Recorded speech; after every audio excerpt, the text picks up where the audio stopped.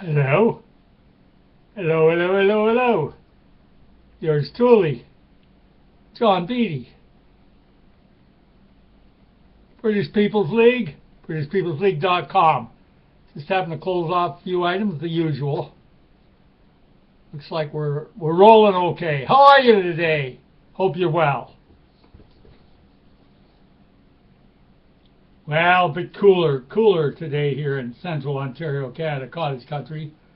But as we're all hoping, of course, spring is just around the corner. Eternal optimism. That's the position of British patriots, whether we're here in Canada, Australia, New Zealand, the motherland, you name it. Eternal optimism.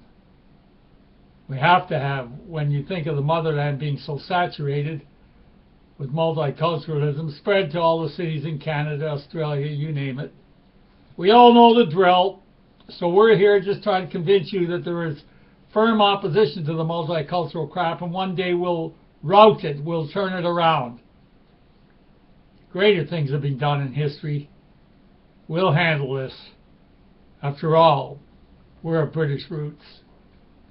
Dinosaur News, brought to you today, April 1st, 2014. What I'm about to read is not an April Fool's joke. I'll just polish off the finality of the introduction to the book I'm working on, Canada's Secret Civil War, 1978-2, ?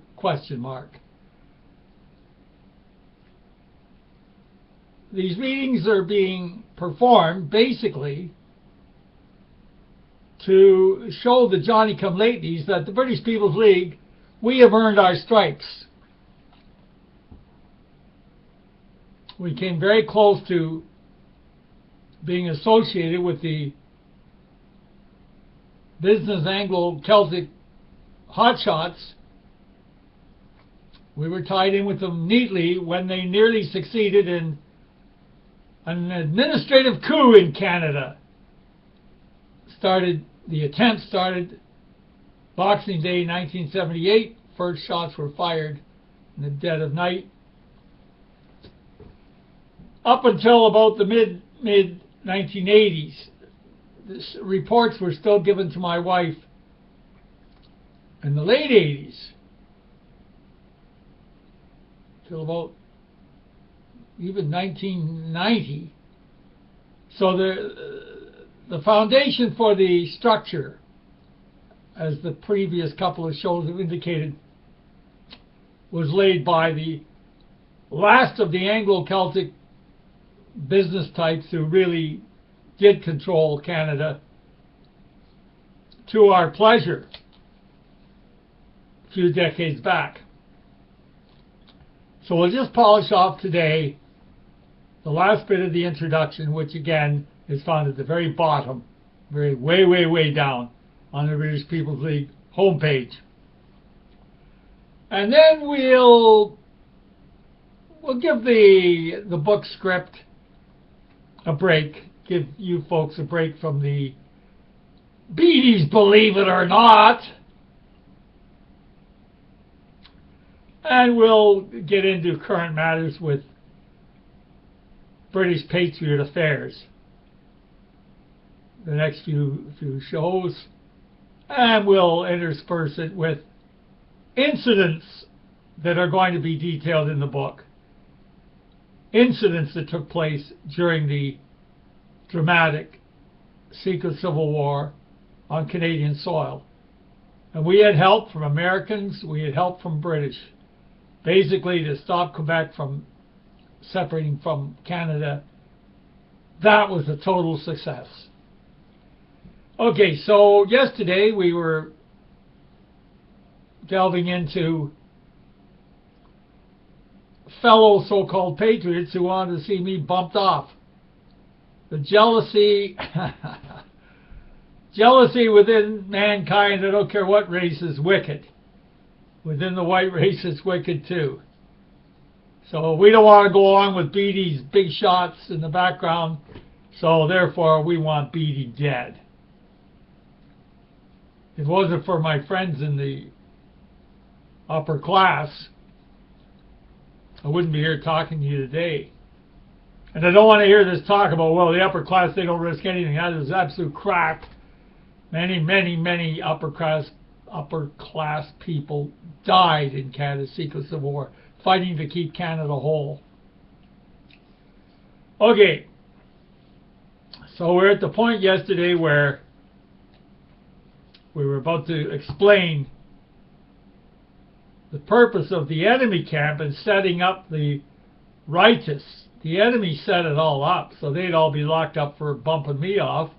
They'd be in the slammer for years, and Beattie would be 10 feet under, and no spokesman for the new administration. What a scoop. Get all the key righteous figures in Toronto locked up for decades, and JB dead. Then the boys would be without their trusted spokesman for the fought-for new administration. It might well have worked, except for my guardians, the boys. Upon a nod from the journalist in broad daylight, the recently deceased journalist,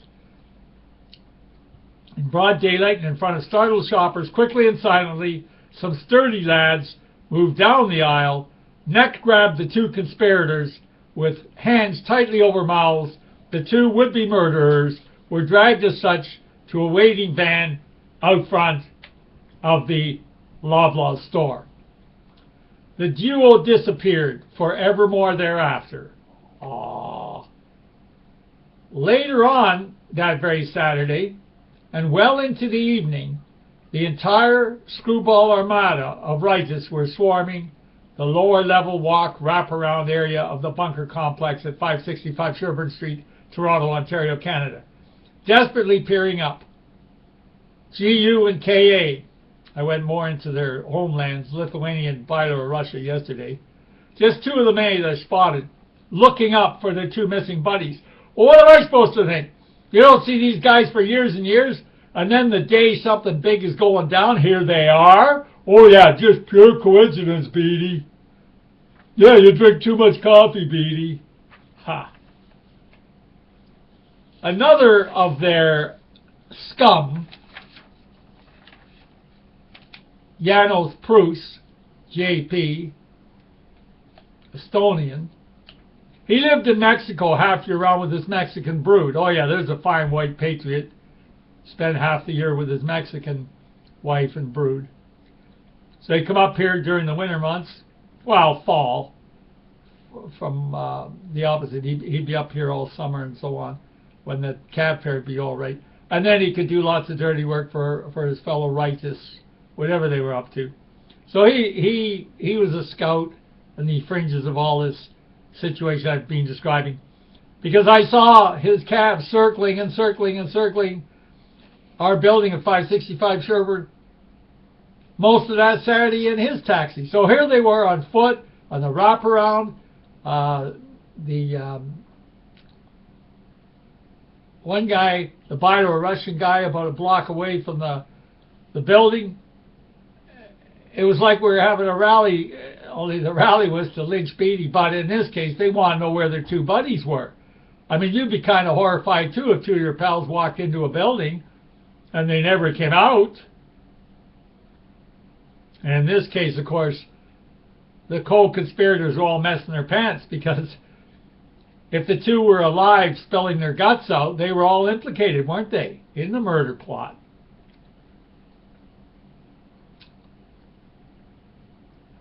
DS even pushed the buzzer at 7 a.m. the Sunday morning after in the lobby of our building, asking through the intercom to talk. 7 a.m. on a Sunday morning? I only seen the guy about once every 2 years, maybe, at some right-wing function back then. His voice was quivering, yet demanding to get in and speak to me. Over the intercom, I told him to go to hell, without a mention of his two disappeared accomplices. Another day, I just told this is not in the book script yet. Hazel was crossing the road from the Wellesley Hospital to our apartment complex home, bunker, I call it. She always had to have a plainclothes escort. everywhere, because their life was as much danger as mine, being the go-between myself and the big shots. So, a couple of weeks after this morning, the morning after the two disappeared, a couple of weeks down the road from there, this same DS was lurking in the basement stairwell of one of these underground store type of things. And he stepped up the steps quickly when he spotted Hazel coming from work, but he didn't see the plainclothes bodyguard. And Hazel, and before he could get there, I gotta talk to you. The plainclothes bodyguard just came over and pushed him physically right back into the stairwell of the building. And then on she came home. So they were still desperate. But I believe, especially DS, because this South African that was in on the deal was very close with DS. So his disappearance would have the guy's family upset as well. But the other guy posing as an Australian, he had them all fooled. He was an agent from the Middle East setting this whole thing up, so they'd all be tried and fried if they bumped me off, whatever. So DS even pushed the buzzer at 7 a.m. the Sunday morning after, asking to talk. His voice was quivering, yet demanding to get in and speak to me. Over the intercom, I told him to go to hell without a mention of his two disappeared accomplices. I hardly needed to mention them. 7 a.m. on a Sunday morning. Oh, yeah, right. All the little darling amateurs knew was that their two missing men entered Loblaws at about 3 p.m. on that Saturday afternoon, never ever to be seen again. What could they do? Go to the police and report that their co-conspirators on a mission to kill Beattie suddenly disappeared? No, that wouldn't sound quite right, would it? Shucks. The very same Saturday of the mysterious disappearance, that evening happened to be Halloween. Did it ever look cute? Only two sharp teeth standing out with the huge candle. Lit pumpkin. Eerily carved out eyes. Eerily carved out eyes.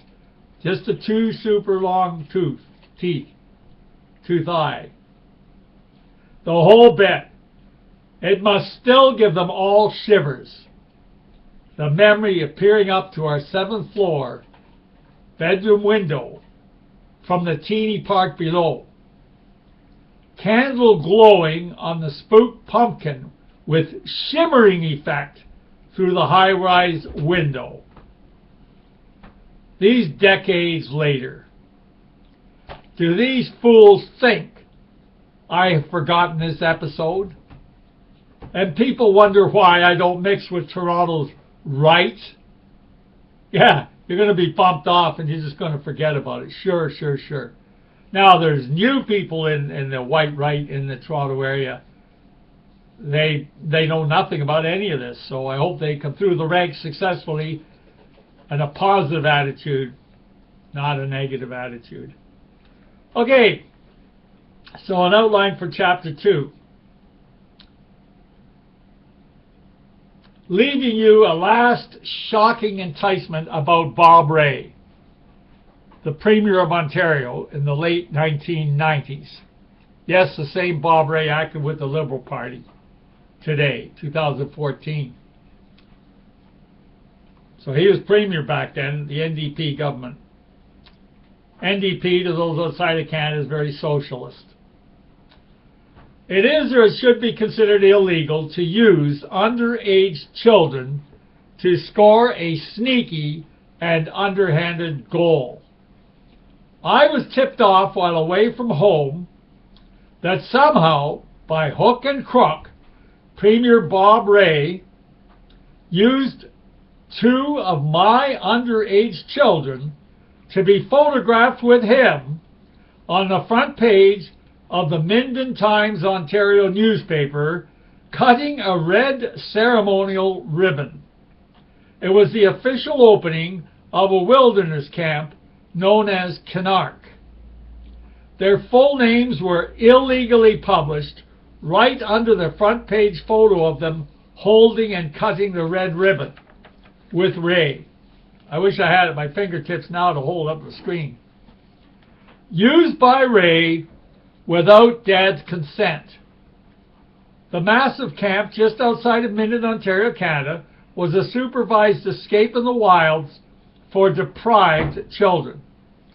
My wife, their mother, was dying of cancer at the time.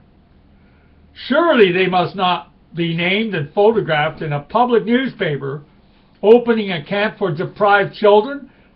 The reason they were considered deprived was not given. Deprived by them, the camp deprived. Kidnapping, that's what it was. And then leaving the public with any kind of misconception. They were illegally used by the Premier of Ontario, Bob Rae, and the sick Liberal Minden Times newspaper, Years later, with full knowledge about Canada's secret civil war, one of my children, now then grown, said to me quietly in the car, "I got it, Dad. Their sick purpose was to tell the world, look how we've got Beattie's kids." Surely, reading this, you are struck that something most peculiar took place. The Premier of Ontario, population of about 9 million people, the Premier of Ontario came up to Little Minden to be illegally photographed with two of this author's youngest children. What sick and diseased opponents we had, and still must tackle. Yes, the plot thickens. So that's the enticement on the book. And what we will do, we'll carry on spotty here and there about affairs of British Canadians, British patriots in the motherland, Australia, New Zealand. And then in between, just to keep the, oh, I hate the word entertainment value, to keep the interest going, and to prove once again that Beattie boy here has earned his stripes, we will allude to incidents, other near deaths on Sherbourne Street. There were a lot of near death situations on yours truly, because I was confined. I was practically held a prisoner. I could only go for strolls around the 10-block area. And even then I was in danger. So we'll get into that. But this is not done for a personal reason. This is all done to point out there nearly was a successful administrative coup. We came very, very close. But the opposition outnumbered us. Trudeau brought in mercenaries from Cuba, from communist countries, from Russia. That's the only way they stopped us. They outnumbered us.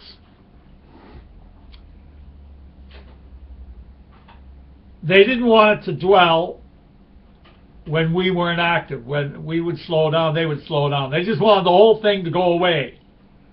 They did not want others out there in the public to join in our camp, to reclaim Canada, to reclaim British Canada along with our French, Canadian, and native-born Indian allies. Could an attempt be made again? Well, we'd have to consider the word administrator again in British North America Constitution. The monarch look the other way, the Governor General be off on a cruise somewhere, and then the administrator can step in. All legal under the British North America Act. The Americans have their right to possess arms. We have the right to an administrator when all else has failed us. Okay. So back at you Wednesday, April 2nd. Think about what we're talking about here. This isn't a picnic, and this isn't any childish little romp with a couple of picket signs. This was the real McCoy, and it may be the real McCoy again. Talk to you tomorrow.